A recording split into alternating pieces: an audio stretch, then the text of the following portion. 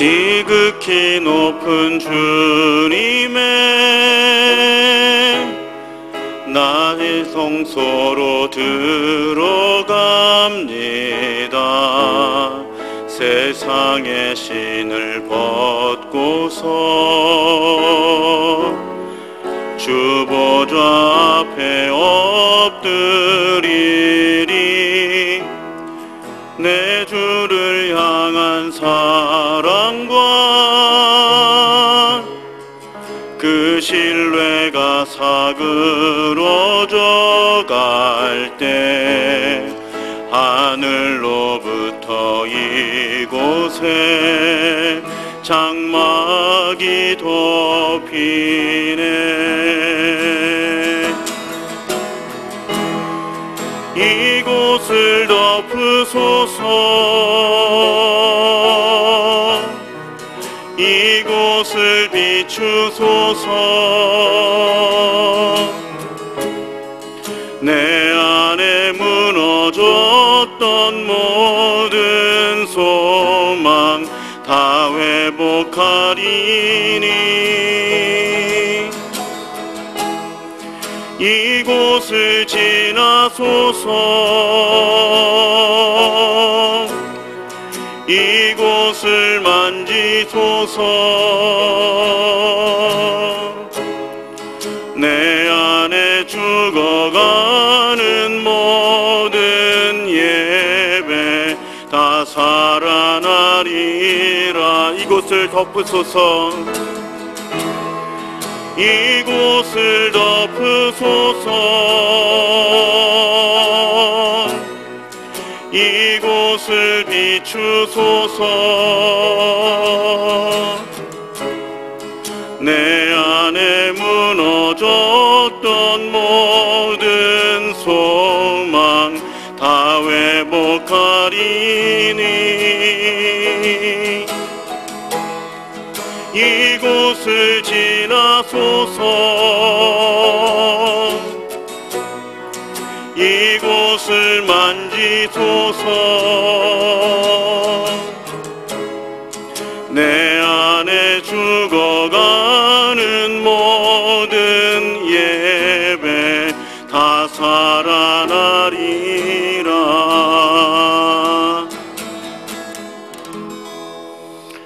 오늘 거룩하고 복된 주일, 각자의 삶의 자리에서 영과 진리로 예배하는 모든 하나님의 자녀들, 하나님의 백성들에게 주님 주시는 참 평화가 함께하기를 주님의 이름으로 축복합니다. 이제 사도신경으로 우리의 믿음을 고백하며 예배하겠습니다.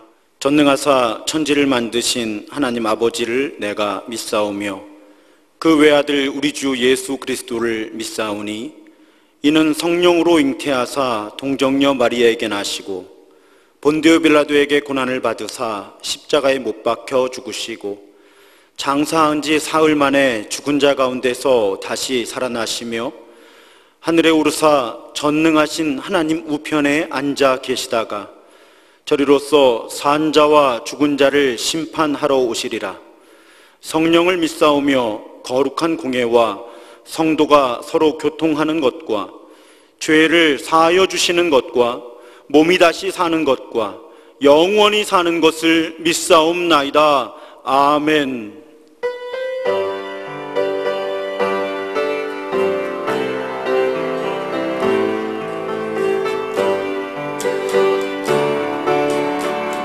내 영혼의 극히 내 영혼의 극히 깊은 데서 맑은 가락이 울려나네. 하늘 곡조가 언제나 흘러나와 내 영혼을 고이 싸네.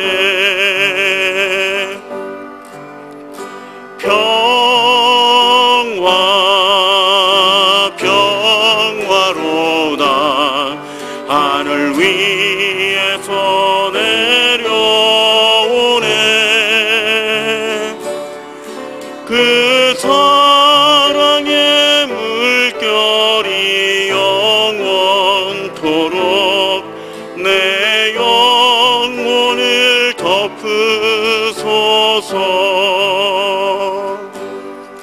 내 맘속에 솟아난 이 평화는 깊이 묻힌 보배로다. 나의 보화를 캐내어 가져갈 자 그 누구랴 안심일세.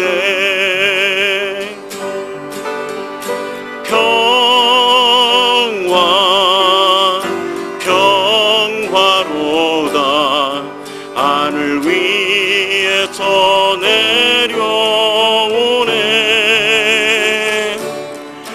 그 사랑의 물결이 영원토록 내 영혼을 덮으소서. 내 영혼의 평화가 넘쳐남은 주의 축복을 받음이라. 내가 주야로 주님과 함께 있어 내 영혼이 편히 쉬네.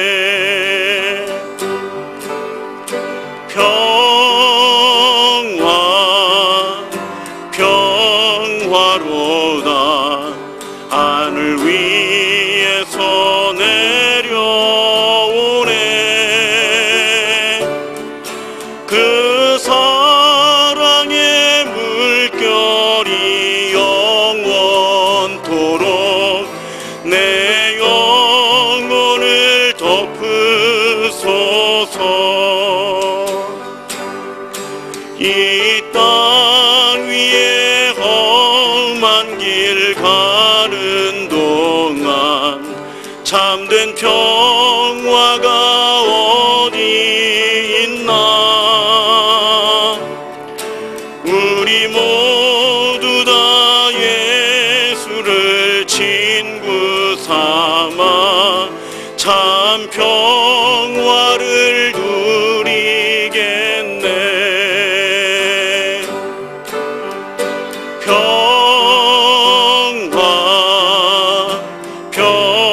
평화로다. 하늘 위에서 내려오네.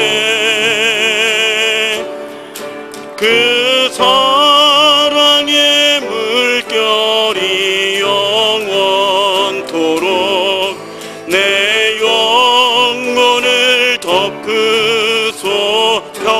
평화로다.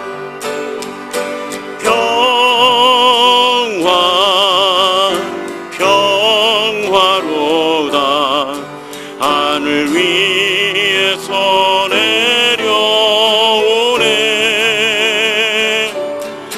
그 사랑의 물결이 영원토록 내 영혼을 덮으소서.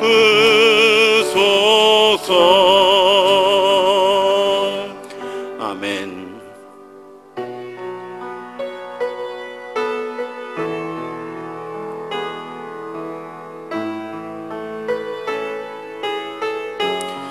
이 어려움 가운데도 우리의 소망이 되시는 우리 하나님을 찬양합니다.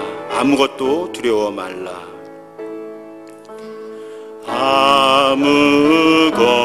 아무것도 두려워 말라.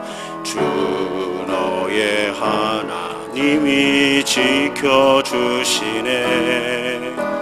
놀라지 마라. 겁내지 마라. 주님 나를 지켜주시네. 아무것도 두려워 말라. 아무것도 두려워 말라. 주 너의 하나님이 지켜주시네. 놀라지 마라. 겁내지 마라. 주님 나를 지켜주시네. 내 맘이 힘에 겨워 지칠지라도 주님 나를 지켜주시네. 세상의 험한 풍파 몰아칠 때도 주님 나를 지켜주시네.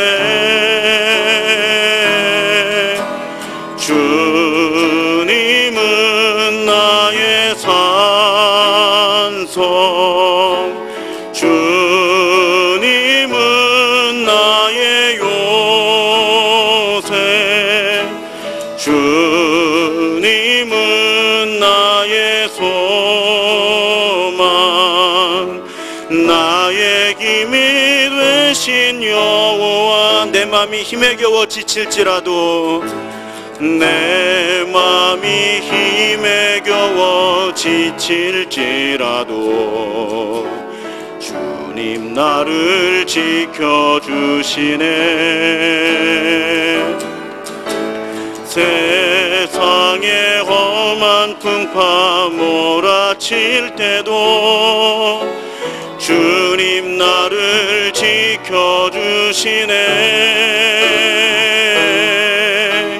주님은 나의 산성, 주님은 나의 요새, 주님은 나의 소망, 나의 힘이 되신 여호와. 주님은 나의 산성, 주님은 나의 산성, 주님은 나의 요새, 주님은 나의 소망, 나의 힘이 되신 여호와. 아멘.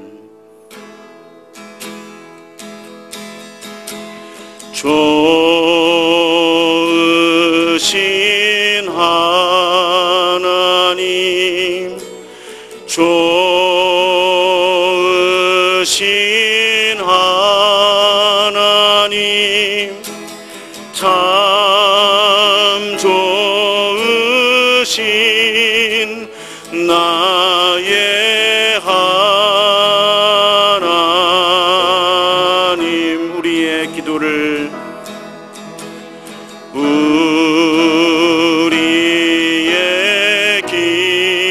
기도를 응답해 주시는 참 좋으신 나의 하나님. 한없는 축복을, 한없는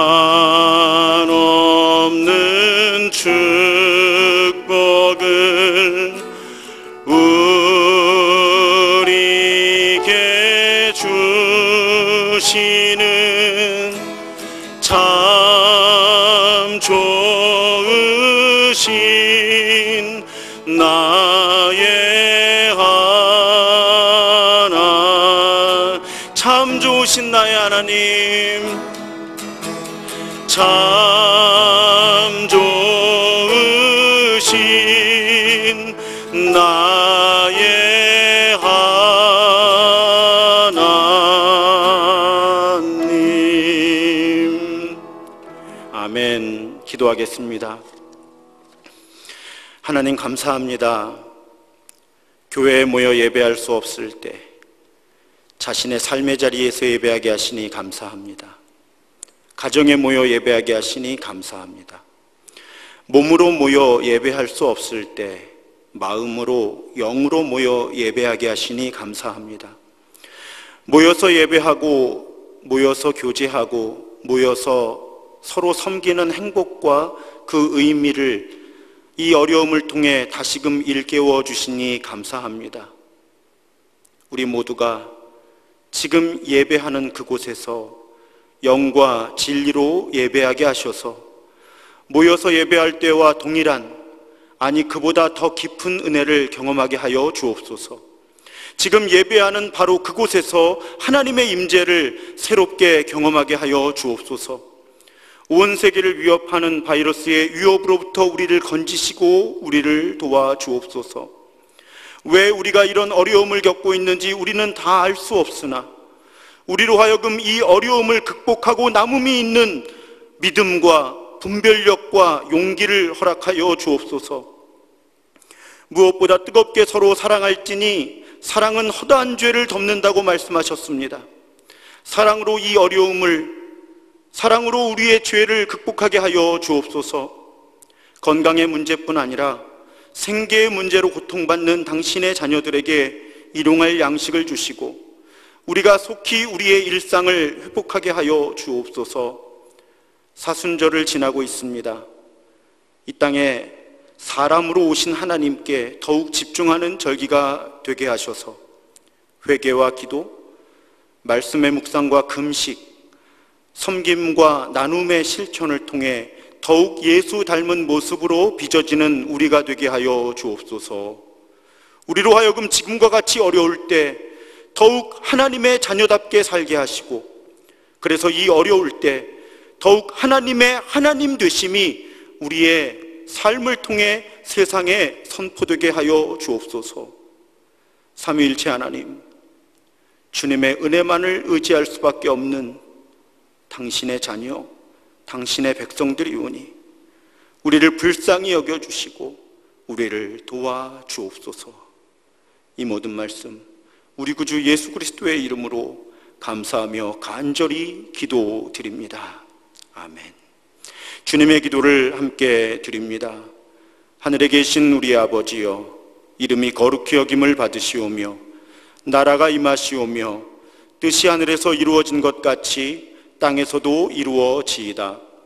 오늘 우리에게 일용할 양식을 주시옵고 우리가 우리에게 죄 지은 자를 사하여 준 것 같이 우리 죄를 사하여 주시옵고 우리를 시험에 들게 하지 마시옵고 다만 악에서 구하시옵소서.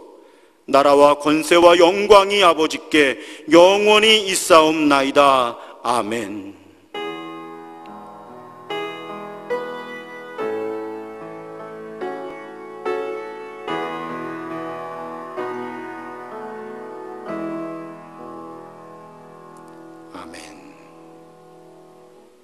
우리 모두가 지금 각자의 삶의 자리, 각자의 가정에 흩어져 있지만 그래도 예수 그리스도 안에서 모두 연결되어 있는 줄로 믿습니다. 그런 믿음을 가지고 함께 평화의 인사를 나누겠습니다. 주님의 평화가 여러분과 함께. 이제 화해와 평화의 징표로 서로 인사를 나누겠습니다. 주님의 평화가 함께 하시기 바랍니다. 주님의 평화가 함께 하시기 바랍니다. 주님의 평화가 함께 하시기 바랍니다. 교회 소식 나누겠습니다. 여러분, 오늘 주보는 교회 홈페이지와 페이스북에 올라가 있고요. 또 혹시 교회를 오가시다가 인쇄된 주보가 필요하신 분들은 교회 현관으로 들어오시면 그곳에도 비치가 되어 있습니다. 코로나19 바이러스로 인한 또 그 확산 방지를 위한 우리의 노력, 여러분 잘 이해해 주시고 협력해 주시면 감사하겠습니다. 돌아오는 토요일 3월 7일까지 교회 건물 내 모든 예배와 모임을 잠정 중단합니다. 우리 속회 모임도 온라인으로 교제하고 서로를 위해 기도해 주시기를 부탁드립니다. 그래서 오늘 예배를 온라인 가정 예배로 드리고 있습니다. 여러분 홈페이지와 유튜브의 영상을 이용하시고요. 영상을 보는데 어려움이 있으신 분들은 교회 사무실로 연락 주시면 기술적인 부분들 도와드리도록 하겠습니다. 오늘은 본래 3월 첫 주 우리가 온가족 예배를 드리는 날입니다. 그래서 별도 부서별 예배를 드리지 않고 있고요. 혹시 다음 주 혹은 그 이후에도 우리가 모여서 예배하는데 어려움을 겪게 되면 유치부와 아동부 부서에서는 담당 전도사께서 예배와 또 아이들 성경 공부 자료들 부모님들께 어떻게 이용하시면 좋은지 안내해 드리도록 하겠습니다. 다음 주일 3월 8일 주일 예배 여부는 3월 6일 금요일에 공지하도록 하겠습니다. 우리 목회자들은 평소와 같이 사무실에서 사역하고 있습니다. 혹시 목회적 돌봄이나 행정 지원이 필요하신 분들은 사무실로 연락해 주시면 도와드리겠습니다. 이 어려움이 우리 교회가 각자의 자리에서도 영과 진리로 예배할 수 있음을 증명하는 디딤돌이 되기를, 그리고 하나님의 도우심으로 우리가 이 어려움을 극복할 수 있기를 마음 모아 기도해 주시기를 다시 한번 정중히 부탁드립니다. 기독교 기초학교 우리가 안정적으로 주일 예배와 모임을 가질 수 있을 때까지 개강을 연기하도록 하겠습니다. 3월 성경 통독표는 교회 홈페이지와 페이스북, 그리고 역시 교회 로비에도 비치가 되어 있습니다. 3월 8일로 예정되어 있는 3월 정기 속장 모임 역시 모이지 않도록 하겠습니다. 오늘 여러분에게 온라인으로 인사드릴 분이 계십니다. 지난주부터 우리 교회에서 사역하시게 된 김귀한 전도사님 앞으로 나오시겠습니다. 우리 김귀한 전도사님께서는 돌아오는 4월 기독교 대한감리회 우리 교회가 속한 서울연회에서 목사 안수를 받으실 목사 안수 예정자가 되십니다. 그래서 앞으로 우리와 사역하다가 4월 중순에 이제 목사로 안수를 받으시게 되겠습니다.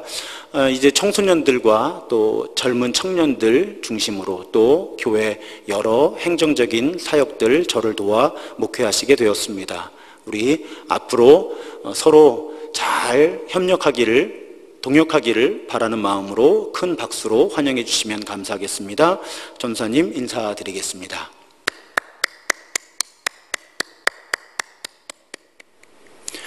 오늘 우리에게 주시는 하나님의 말씀은 마가복음 13장 1절로 24절의 말씀입니다.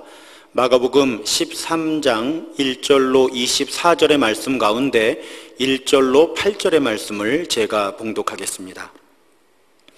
예수께서 성전에서 나가실 때에 제자 중 하나가 이르되 선생님이여 보소서, 이 돌들이 어떠하며 이 건물들이 어떠하니이까? 예수께서 이르시되 내가 이 큰 건물들을 보느냐? 돌 하나도 돌 위에 남지 않고 다 무너뜨려지리라 하시니라. 예수께서 감람산에서 성전을 마주 대하여 앉으셨을 때에 베드로와 야고보와 요한과 안드레가 조용히 묻되 우리에게 이르소서, 어느 때에 이런 일이 있겠사오며 이 모든 일이 이루어지려 할 때에 무슨 징조가 있사오리이까? 예수께서 이르시되 너희가 사람의 미혹을 받지 않도록 주의하라. 많은 사람이 내 이름으로 와서 이르되 내가 그라하여 많은 사람을 미혹하리라. 난리와 난리의 소문을 들을 때에 두려워하지 말라. 이런 일이 있어야 하되 아직 끝은 아니니라. 민족이 민족을, 나라가 나라를 대적하여 일어나겠고 곳곳에 지진이 있으며 기근이 있으리니 이는 재난의 시작이니라. 아멘. 사랑하는 여러분, 건물 사진 하나 보면서 오늘 말씀을 시작하려고 합니다. 여러분, 이 건물의 이름을 아시겠습니까? 네, 이 건물은 사그라다 파밀리아 성당이라고 하는 건물입니다. 스페인 바르셀로나에 짓고 있는 로마 가톨릭 성당이죠. 사그라다라는 말은 스페인어로 신성한 혹은 성스러운 이라는 뜻이고요. 파밀리아는 가족을 뜻합니다. 그래서 이 건물의 이름을 우리말로는 성가족 성당이라고 부릅니다. 여러분, 이 건물 언제 착공되었겠습니까? 놀랍게도 이 프로젝트가 시작된 것은 1882년이고요. 1883년에 유명한 건축가 안토니 가우디가 이 작업을 이어받습니다. 가우디는 1926년에 사망을 하고요. 지금 건축가가 사망한 이후 거의 100년째 이 건물이 지어지고 있습니다. 기대하기는 이 건물이 가우디 사망 100주년이 되는 2026년에 완공될 것으로 예상이 된다고 합니다. 저도 저 곳에 한번 방문하고 싶은데요. 그렇게 생각하게 된 계기는 저희 선배 목사님 중에 한 분이 굉장히 좀 까칠하십니다. 그래서 뭐 좋은 거를 보셔도 그렇게 좋다는 표현을 잘 안 하시는데, 그분이 저곳을 다녀오셔서 저에게 그냥 저 건물을 이렇게 바라보는데 눈물이 흐르더라는 거예요. 그렇다고 저보고 꼭 저 성가족 성당을 한 번쯤 가보면 좋겠다라고 추천하셨기 때문에 그렇습니다. 아마 오늘 본문에서 예수 시대의 헤롯 성전을 바라보는 사람들의 감정이 이와 비슷했을 것입니다. 당시의 헤롯 성전은 문자 그대로 당대 최고의 건물이었기 때문입니다. 그래서 예수께서 성전에서 나가실 때 제자 가운데 하나가 이렇게 말합니다. 선생님 보십시오. 얼마나 굉장한 돌입니까? 얼마나 굉장한 건물들입니까? 그런데 예수께서는 뜻밖의 말씀을 하십니다. 너는 이 큰 건물들 보고 있니? 여기에 돌 하나도 돌 위에 남지 않고 다 무너질 것이다. 아마 이 말씀에 제자들이 적지 않게 놀랐던 것 같습니다. 그래서 예수께서 감람산에서 그 성전을 마주대하여 앉으셨을 때 제자들 가운데 핵심적인 역할을 했던 몇 사람이 예수께 조용히 묻습니다. 예수님, 우리에게 말씀해 주십시오.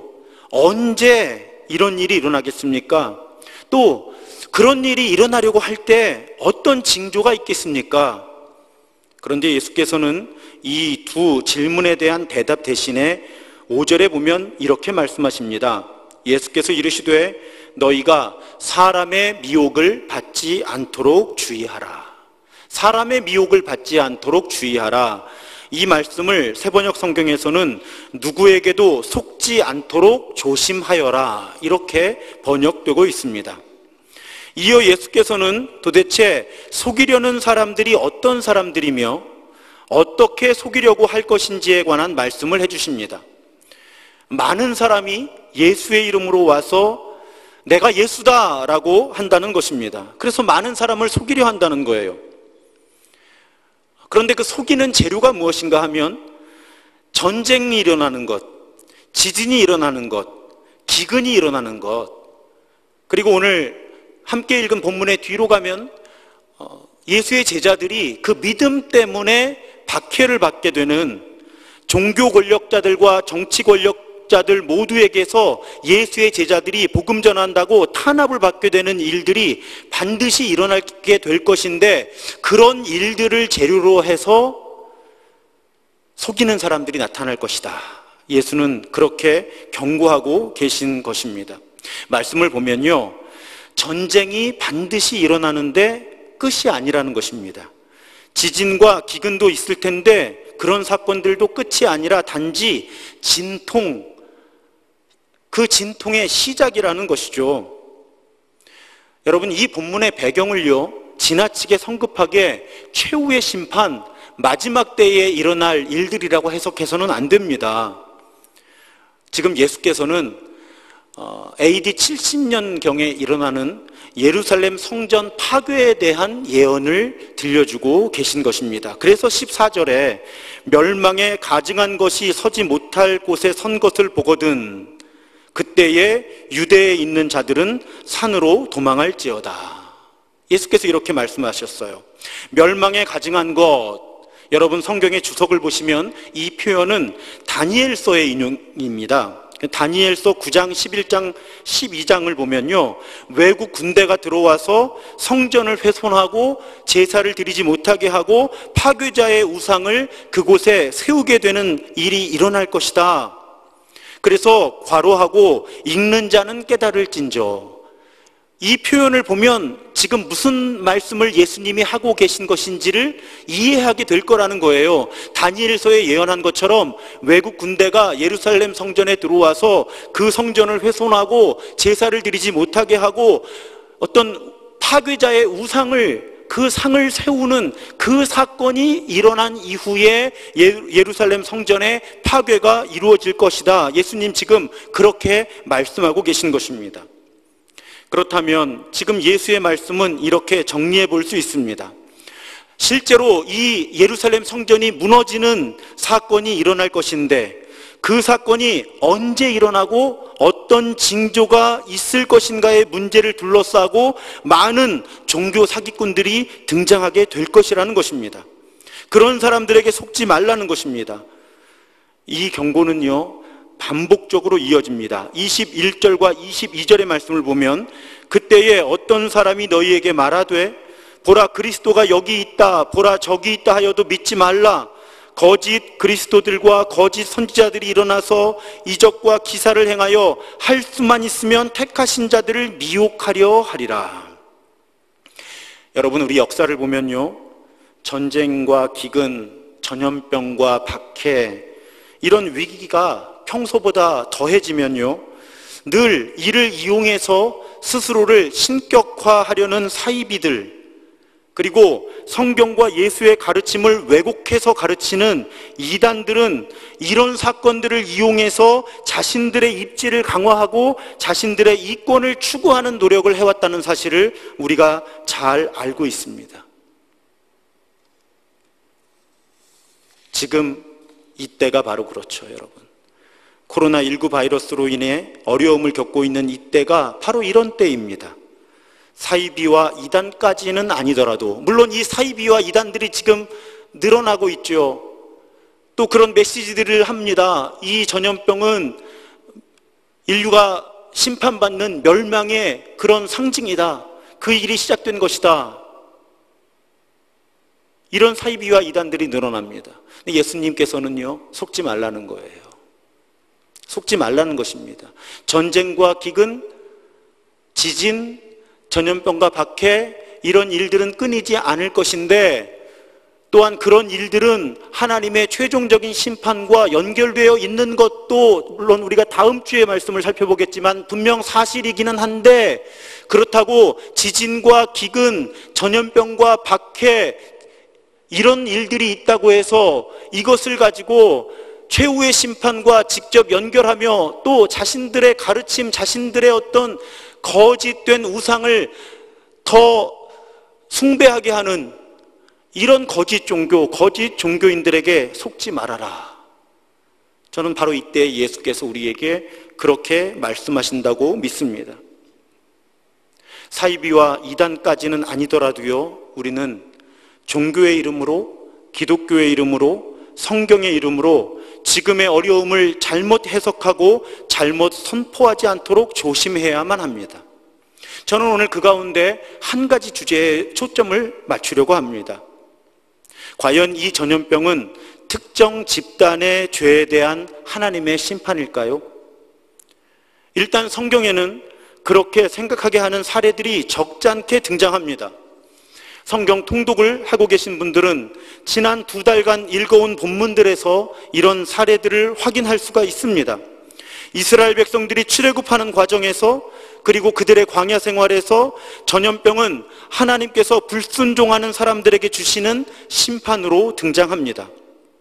우리가 며칠 전에 읽고 묵상했던 신명기 28장에는 순종의 결과로 나타나는 복의 내용과 불순종의 결과로 나타나는 저주의 독특한 목록이 대조적으로 나열이 되어 있습니다.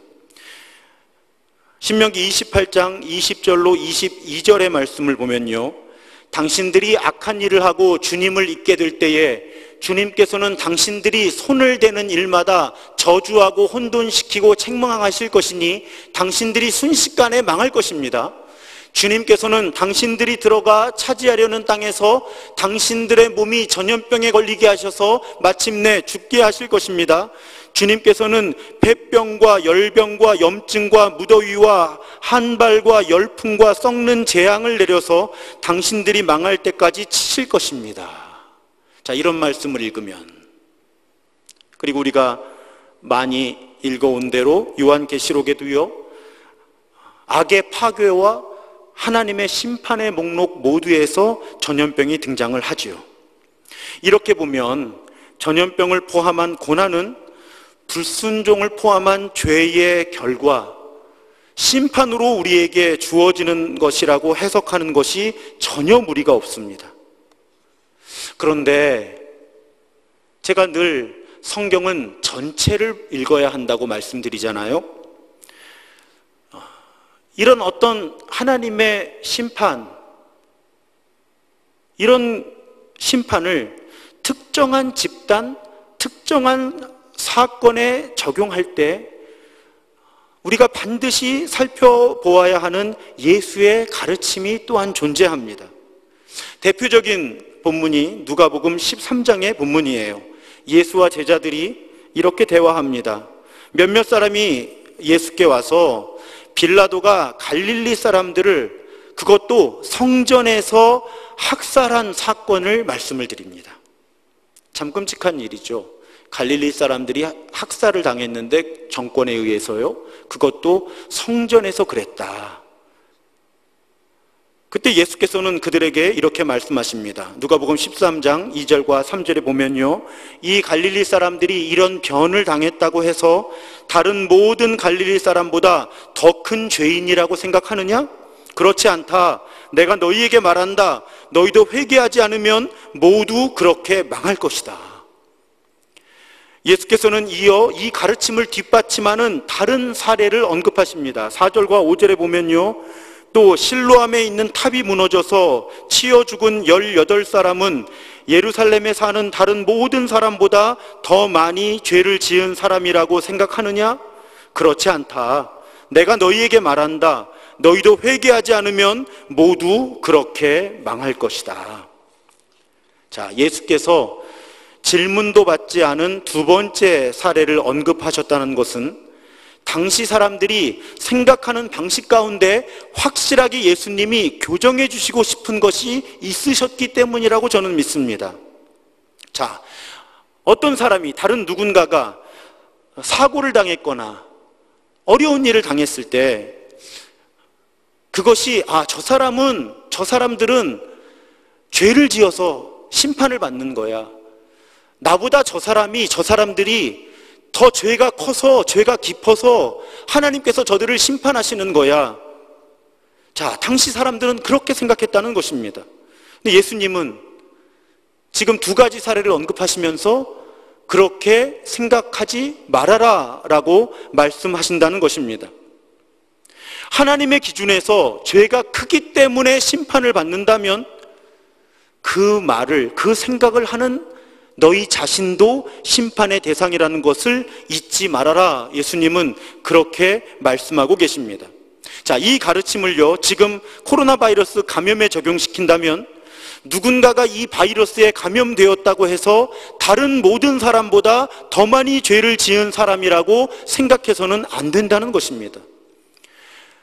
만약 그렇다면 회개를 해야 하는 것은 그 사람들만이 아니라는 것이죠. 정말 이 사건이, 코로나 바이러스로 인한 이 사건이 죄로 인한 심판이라면 이 바이러스에 감염된 사람들만의 문제가 아니라 나의 죄에 대한 심판의 문제라는 것입니다. 이런 상황 속에서 누구의 죄가 더 무겁고 가볍고를 따지는 것은 의미 없다는 것이에요. 예수님은 분명히 복음서에서 그렇게 가르치셨다는 것입니다. 자, 예수 시대에는요, 앞에서 말씀드린 대로 질병과 재난을 죄의 결과로 인식하는 생각이 만연했습니다. 예수님은 그 생각을 비판하시는 거예요. 모든 질병과 모든 재난을 그 사람들이 죄를 지어서 심판을 받는 것이다 라고 말해서는 안 된다는 것입니다. 다른 사례가 요한복음 9장에 소개됩니다. 예수께서 길을 가실 때 날 때부터 맹인된 사람을 만나세요. 날 때부터. 그러니까 예수의 제자들을 포함한 당시 사람들은 이런 고민을 하게 되는 겁니다. 분명히 저 장애는 죄 때문인데, 이것이 당시 사람들의 사고 구조라고 말씀드렸잖아요.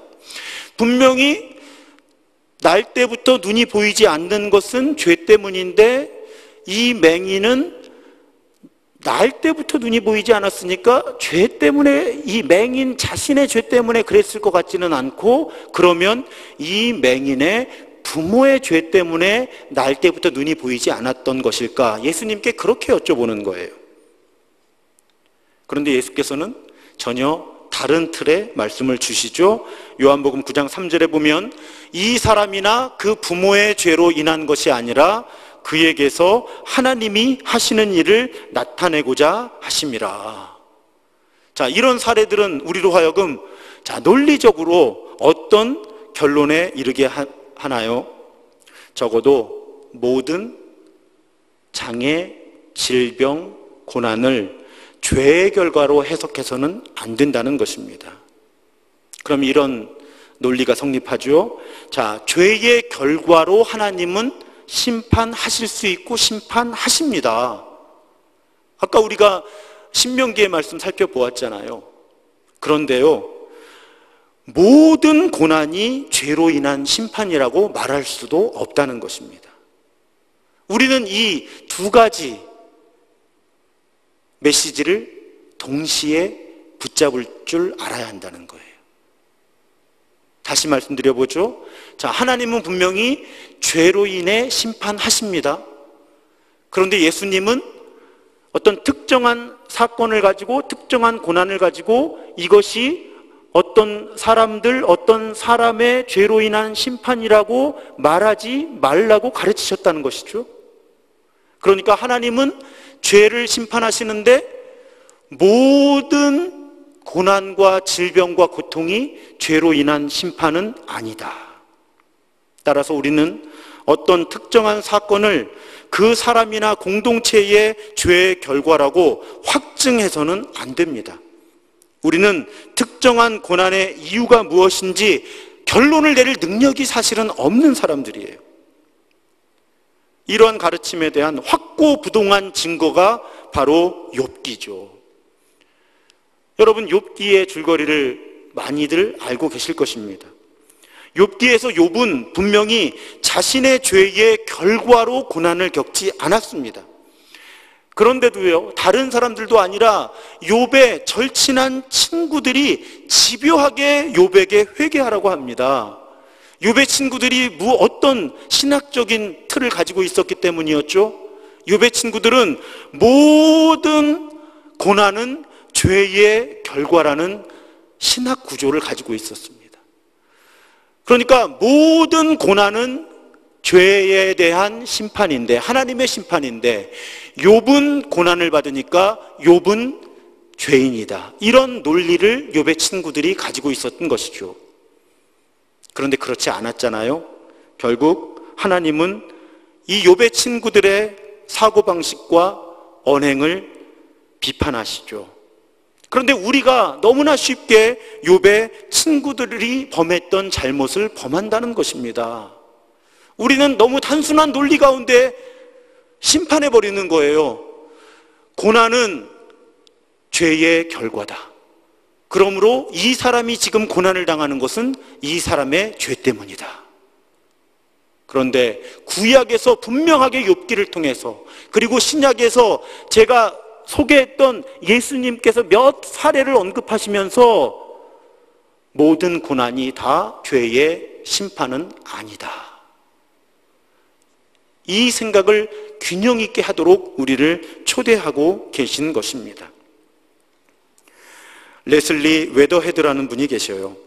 이분이 2차 세계대전의 그 참상을 배경으로 하나님의 뜻이라는 책을 썼습니다. 제가 이 책에서 아주 중요한 깨달음을 얻었어요. 이 책에서 이분은 이런 질문을 합니다. 모든 일에는 하나님의 뜻이 있다라는 이 명제를 비판을 해요. 여러분, 저도 우리 교우들하고 이렇게 대화를 나누다 보면 이런 말씀을 하세요. 모든 일에는 하나님의 뜻이 있잖아요, 목사님. 저는 그렇게 믿지 않습니다. 그런데 그 생각을 이 레슬리 웨더헤드로부터 많이 배웠어요. 자, 지금 전쟁으로 많은 사람이 학살당하고 있습니다. 자, 전쟁 가운데 많은 사람이 학살당하고 있는 이 비극이 하나님의 뜻인가요? 어떤 뜻일까요? 자, 우리들의 일상에서 일어날 수 있는 일로 방향을 좀 바꿔서 예를 들어 보겠습니다. 자, 어떤 어린아이가 질병이나 사고로 갑자기 죽었어요. 자, 어떤 어린아이가 질병이나 사고로 갑자기 죽었는데요, 다 하나님의 뜻이 있다는 말로 위로할 수 있고 해석할 수 있을까요? 저는 그렇지 않다고 믿습니다. 예레미야 29장 11절에 이런 말씀을 주셨어요. 여호와의 말씀이니라. 너희를 향한 나의 생각을 내가 아나니 평안이요 재앙이 아니니라. 너희에게 미래와 희망을 주는 것이니라. 사랑하는 여러분, 하나님은 우리가 고통당하는 것을 원하시는 분이 아닙니다. 말씀하셨잖아요. 너희를 향한 나의 생각을 내가 아나니 평안이요 재앙이 아니니라. 너희에게 미래와 희망을 주는 것이니라. 자, 하나님은 우리가 고통당하는 것을 원하시는 분이 아니고요, 평안을 원하시는 분이에요. 행복하기를 원하시는 분입니다. 그래서 저는 전쟁 가운데 하나님의 뜻이 있다고 믿질 않습니다. 전쟁은 악의 결과예요. 자, 어떤 어린아이가 갑자기 비극적인 죽음을 당한 것도요, 물론 예외의 경우가 있겠지만요, 저는 대부분 하나님의 뜻이 아니라고 믿습니다. 그건 이해할 수 없는 사고죠. 하나님은 전쟁도 원하지 않으시고요, 어린아이가 사고로 죽는 것도 원하지 않으십니다. 특별한 예외를 제외하고는 말입니다. 그런데 이해할 수 없는 하나님의 주권, 또 엄연히 존재하는 악의 활동, 그리고 우리의 개개인의 자유의지들이 얽혀서 설켜서 또 이 땅에서 이루어지는 일들이 있죠. 그래서 이 땅에는 우리가 이해하기 어려운 일들이 끊이질 않습니다. 그럴 때 우리가 말할 수 있는 하나님의 뜻은요, 이 상황 속에서의 하나님의 뜻으로 한정하는 것이 옳다고 저는 믿습니다. 전쟁은 분명히 하나님의 뜻이 아니에요. 이것은 악의 결과입니다. 어떤 어린아이가 갑자기 비극적인 죽음을 당한 것도 하나님의 뜻이라기보다는 이해할 수 없는 사고예요. 그런데 우리가 물을 수 있는 하나님의 뜻은요, 이 전쟁 속에서 우리가 무엇을 하는 것이 하나님의 뜻인가? 갑작스럽게 어린아이가 죽은 이 상황에서 내가 어떻게 생각하고 말하고 행동하는 것이 하나님의 뜻인가? 그러니까 지금 코로나 바이러스로 인한 어려움 가운데 우리가 물어야 할 하나님의 뜻은, 왜 이런 바이러스로 인한 고통이 있습니까? 라든지, 누구의 죄 때문에 이런 바이러스의 문제가 일어났습니까? 라고 묻는, 그렇게 하나님의 뜻을 묻기보다는요, 우리는 이 상황 속에서의 하나님의 뜻을 물어야 한다는 것입니다. 이것이 바로 웨더헤드가 말한 상황적인 뜻이라고 하는 개념이에요. 그리고 이런 상황적인 뜻 역시 다른 사람들이 아니라 바로 나와 우리에게 먼저 적용하는 것이 성경 전체에 담긴 하나님의 마음입니다. 사랑하는 여러분, 이번 주에 우리가 읽었던, 통독했던 신명기 29장 29절의 말씀을 세 번역으로 보면 이렇게 되어 있습니다. 이 세상에는 주 우리의 하나님이 숨기시기 때문에 알 수 없는 일도 많습니다. 그것은 주님의 것입니다. 그러나 하나님은 그의 뜻이 담긴 율법을 밝히 나타내 주셨으니 이것은 우리의 것입니다. 우리와 우리의 자손은 길이길이 이 율법의 모든 말씀에 순종해야 합니다. 자, 이 말씀을 오늘 우리의 상황에 어떻게 적용해 볼 수 있을까요? 자, 코로나 바이러스로 인한 온 세계의 혼란과 위기, 우리의 일상이 파괴되고 두려움이 우리를 엄습한 이 상황을 하나님이 시작하셨다고 믿는다든지, 하나님이 뜻이 있으셔서 이 재난을 우리에게 내려주셨다고 믿기보다는 이 상황 속에서 하나님이 우리에게 기대하시는 생각과 말과 행동은 무엇인지에 집중하는 것이 훨씬 우리로 하여금 하나님이 우리에게 원하시는 방식대로 살아 움직이게 한다는 것입니다. 하나님께서 숨기시기 때문에, 혹은 우리가 깨달을 수 있는 능력이 없기 때문에 알 수 없는 일들이 많다는 거예요. 그런데 알 수 없는 일들을 가지고 지나치게 우리가 결론을 내리려고 한다든지, 특히 이 알 수 없는 일들을 가지고 누군가를 정죄하고 비난하는 도구로 사용하는 것은 하나님의 뜻이 아닙니다. 알 수 없는 일들은, 알 수 없는 영역은 하나님께 맡기고요, 우리는 알 수 있는 것에 집중하자는 것입니다. 알 수 있는 것이 무엇입니까? 우리에게 이미 주신 하나님의 말씀, 하나님의 뜻. 지난주에 말씀드렸잖아요. 하나님의 뜻, 가장 분명하게 압축하면 하나님을 더욱 사랑하고 사람을 더욱 사랑하는 것. 사랑하는 여러분, 이 고난이 어디서 온 것인지 묻고 판단하고 심지어 정죄하는 언행은 하나님의 뜻을 벗어나기 쉽습니다.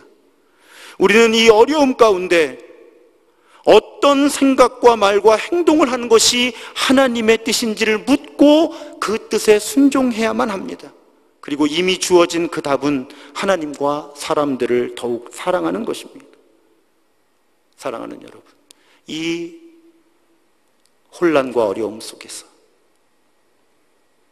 하나님이 이미 우리에게 주신 하나님의 뜻, 하나님을 더욱 사랑하고 이웃을 더욱 사랑하는, 더욱 하나님을 바라보고 하나님께 집중하고, 그러므로 이 상황 속에서의 하나님의 뜻을 깨닫고 그렇게 순종함으로 이 상황 속에서 하나님의 뜻을 주변 사람들과 이 지역사회와 세상에 드러내는, 하나님의 사랑을 더욱 드러내는 그런 우리 모두의 삶이 되기를 주님의 이름으로 축원합니다.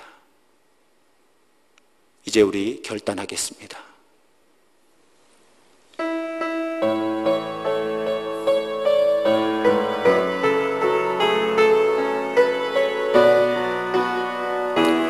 하나님의 사랑을 사모하는 자,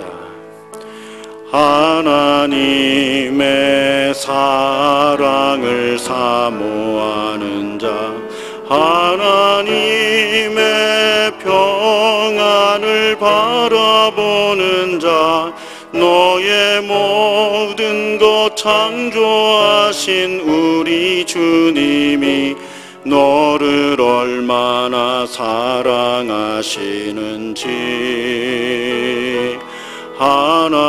하나님께 찬양과 경배하는 자, 하나님의 선하심을 닮아가는 자, 너의 모든 것 창조하신 우리 주님이 너를 자녀 삼으셨네. 하나님 사랑의 눈으로 너를 어느 때나 바라보시고, 하나님 인자한 귀로서 언제나 너에게 기울이시니, 어두움에 밝은 빛을 비춰주시고 너의 작은 신음에도 응답하시니, 너는 어느 곳에 있든지 주를 향하고 주만 바라볼지라. 하나님 사랑의 눈으로, 하나님 사랑의 눈으로 너를 어느 때나 바라보시고, 하나님 인자한 귀로서 언제나 너에게 기울이시니, 누리시니 어두움에 밝은 빛을 비춰주시고 너의 작은 신음에도 응답하시니 너는 어느 곳에 있든지 주를 향하고 주만 바라볼지라. 이제 우리 통성으로 합심하여 기도하겠습니다. 각자의 자리에서 큰 소리로 기도할 수 없을지라도 마음 다해 기도하겠습니다. 하나님, 이 어려움 가운데 우리에게 하나님의 뜻을 알게 하시되 특별히 이 어려움이 무엇 때문인지 누구의 죄 때문인지 묻기 이전에 이 어려움 가운데 내가 무엇을 생각하고 말하고 행동하는 것이 하나님의 뜻인가, 예수의 제자다운 삶인가를 우리로 하여금 깨닫게 하여 주시고, 그래서 그런 삶의 길을 걸으며 이 어려울 때 오히려 하나님을 드러내는 삶을 살게 하여 주옵소서. 그 마음의 소원을 담아 간절한 마음으로 기도하겠습니다. 할렐루야. 사랑의 아버지 하나님, 감사합니다. 하나님, 교회 건물에 모여서 예배할 수 없을 때도 우리로 하여금 각자의 삶의 자리에서 예배하게 하시니 감사합니다.